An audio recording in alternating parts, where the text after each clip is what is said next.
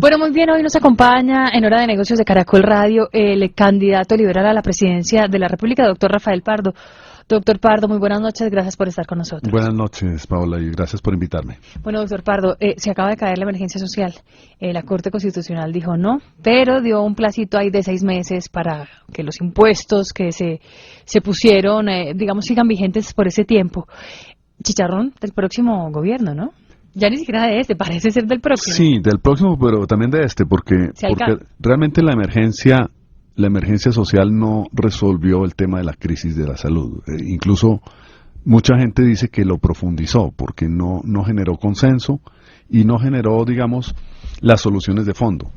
Yo creo que el tema de la crisis de salud hay que abocarlo ya, no hay que esperar al 7 de agosto.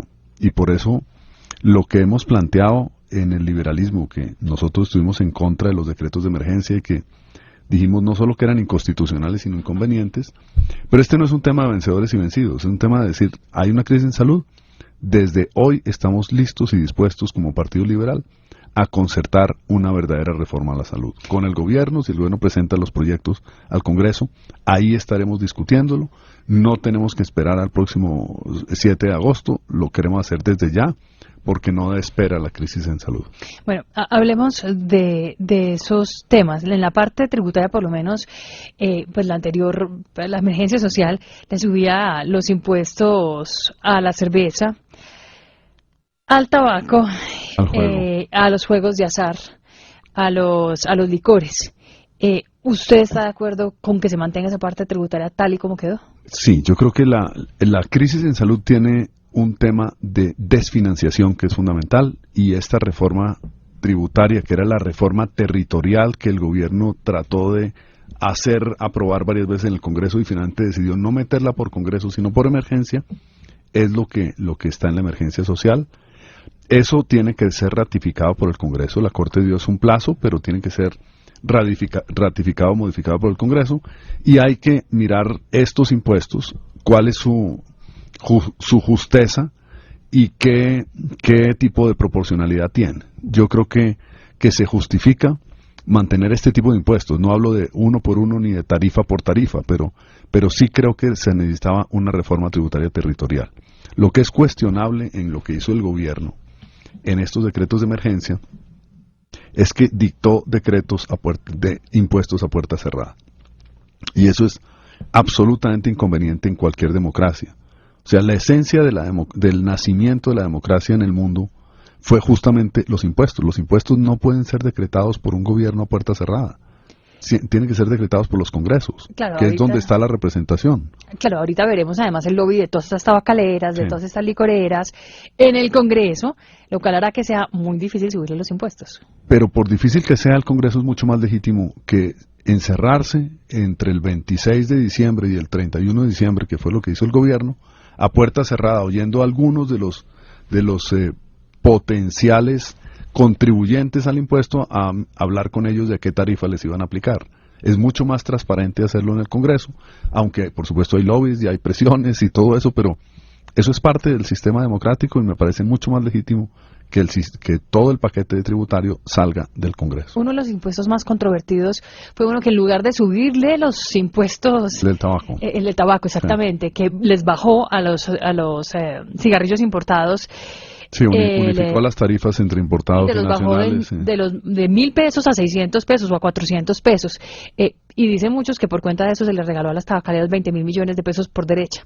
¿Usted está de acuerdo con eso? No, por eso le digo, Paola, que la idea general de impuestos a tabacos, a licores y a juegos, yo creo que es correcta. Pero tarifa por tarifa y producto por producto hay que revisarlo, y yo creo que en el Congreso es el escenario para hacer esa revisión. Así este tipo de susceptibilidades o de sospechas, pues quedaría por encima de la mesa. Es decir, que sería claro por qué la unificación de la tarifa del impuesto a tabaco le bajó a los importados y le subió a los nacionales.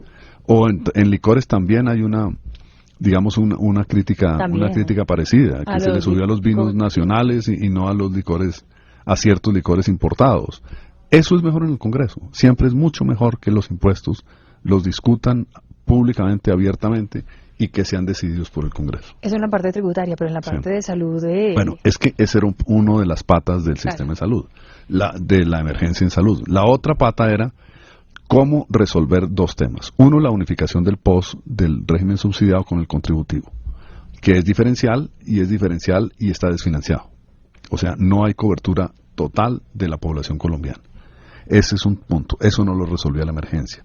Eso hay que resolverlo de otra manera. ¿Cómo?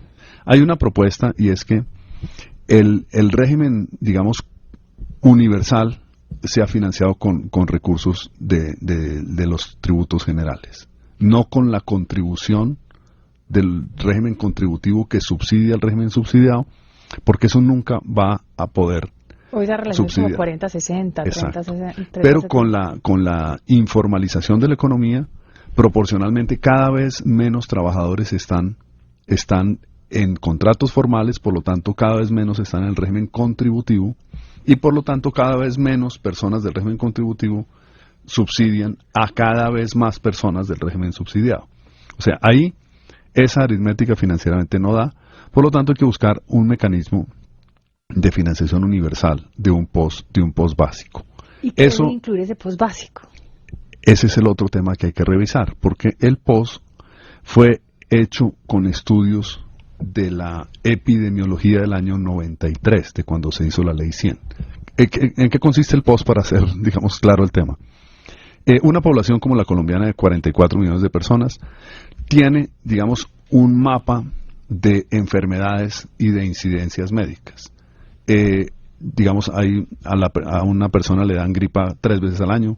La probabilidad de que tenga determinado tipo de enfermedad, una hepatitis, digamos, un niño es de 1 en cada 600, estoy poniendo ejemplos. La probabilidad de que una persona tenga cáncer es 1 cada 5.000, de que tenga diabetes es 1 cada 10.000. O sea, eso da un mapa de probabilidades de incidencia de enfermedades en la población.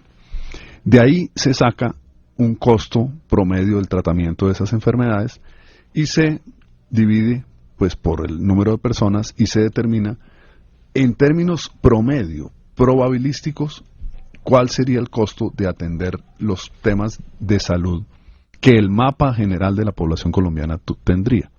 Ese estudio hay que actualizarlo. Ese estudio no está actualizado.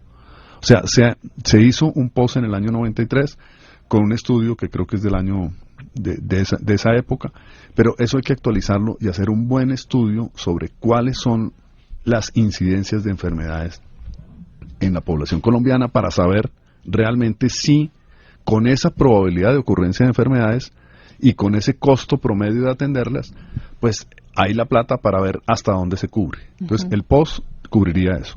Dice usted, perdón, que esa plata saldría entonces de los impuestos de los colombianos. Yo creo que en el POS de lo que hoy se llama el subsidiado, podría salir de impuestos de los colombianos. ¿Por qué? Porque hay otro tema que es lo que cubre el POS, que es el plan obligatorio de salud, el plan básico. Pero además de eso, que fue el problema central de la crisis inmediata en salud, de la crisis más reciente, es lo que se llama no POS o extra POS. Que la Corte Constitucional ha obligado con sus sentencias a incluirlo en el POS. Exacto, pero también la gente venía incluyendo los tratamientos no POS por la vía de tutelas. Por la vía de tutelas, entonces no se incluía una medicina muy costosa para un tratamiento, entonces por la vía de tutela se obligaba a otorgar esa medicina o ese tratamiento o ese examen diagnóstico, y eso, digamos, desequilibró el sistema en el sentido de que por tutelas, pues sí se asignaban por derechos lo